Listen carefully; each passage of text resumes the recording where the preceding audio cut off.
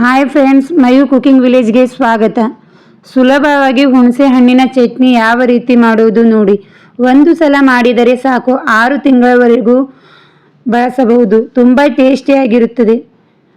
ಇದಕ್ಕೆ ಮೊದಲು ಒಂದು ಪಾತ್ರೆಯನ್ನು ತೆಗೆದುಕೊಳ್ಳಿ. ಪಾತ್ರೆಗೆ ಹುಣಸೆ ಹಣ್ಣನ್ನು ಹಾಕಿ ನೆನೆಯಲು ಬಿಡಿ. ನೀರನ್ನು ಹಾಕಿ ಚೆನ್ನಾಗಿ ನೆನೆಸಿಕೊಳ್ಳಬೇಕು. 15 ನಿಮಿಷ ನೆನೆಸಿದರೆ ಸಾಕು, ಹುಣಸೆಹಣ್ಣು ಮೆತ್ತಗಾಗುತ್ತದೆ. ಗ್ಯಾಸ್ ಮೇಲೆ ಒಂದು ಪಾತ್ರೆನಿಟ್ಟು ಅದಕ್ಕೆ ಎಣ್ಣೆಯನ್ನು ಹಾಕಿಕೊಳ್ಳಿ. ಎಣ್ಣೆ ಕಾದ ನಂತರ ಜೀರಿಗೆ ಹಾಕಿ. ಜೀರಿಗೆಯ ಕಲರ್ ಚೇಂಜ್ ಆದ ಮೇಲೆ 1 ಸ್ಪೂನ್ ಉದ್ದಿನಬೇಳೆಯನ್ನು ಹಾಕಿಕೊಳ್ಳಿ. ಇದಕ್ಕೆ 6 ರಿಂದ 7 ಎಸಳು ಬೆಳ್ಳುಳ್ಳಿಯನ್ನು ಹಾಕಿಕೊಳ್ಳಿ. ನಂತರ ಒಂದು ಪ್ಲೇಟ್ ಒಣಮೆಣಸಿನಕಾಯಿಯನ್ನು ಹಾಕಿ ಚೆನ್ನಾಗಿ ಹುರಿದುಕೊಳ್ಳಿ. ಒಣಮೆಣಸಿನಕಾಯಿ ಹಾಗೂ ಬೆಳ್ಳುಳ್ಳಿಯ ಕಲರ್ ಚೇಂಜ್ ಆಗುವವರೆಗೂ ಚೆನ್ನಾಗಿ ಹುರಿದುಕೊಳ್ಳಬೇಕು. 5 ನಿಮಿಷದ ನಂತರ ಗ್ಯಾಸ್ ಆಫ್ ಮಾಡಿ ತಣ್ಣಗಾಗಲು ಬಿಡಿ.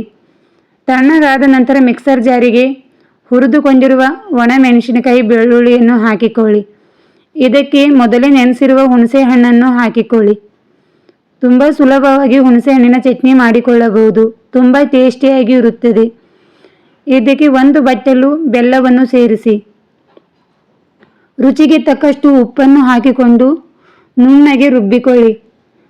ರುಬ್ಬುವಾಗ ನೀರು ಬೇಕಾದರೆ ಹುಣಸೆ ಹಣ್ಣಿನ ನೀರನ್ನು ಹಾಕಿಕೊಳ್ಳಿ. ಹಾಕಿ ನುಣ್ಣಗೆ ರುಬ್ಬಿಕೊಳ್ಳಿ. ನೋಡಿ ಎಷ್ಟು ಚೆನ್ನಾಗಿ ಹುಣಸೆ ಹಣ್ಣಿನ ಪೇಸ್ಟ್ ಬಂದಿದೆ.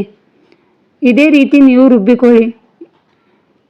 ನಂತರ ಒಂದು ಕಡೆಗೆ ಎಣ್ಣೆಯನ್ನು ಹಾಕಿಕೊಳ್ಳಿ. ಎಣ್ಣೆ ಕಾದ ನಂತರ ಜೀರಿಗೆ, ರುಬ್ಬಿರುವ ಪೇಸ್ಟನ್ನು ಹಾಕಿ ಹುರಿದುಕೊಳ್ಳಿ.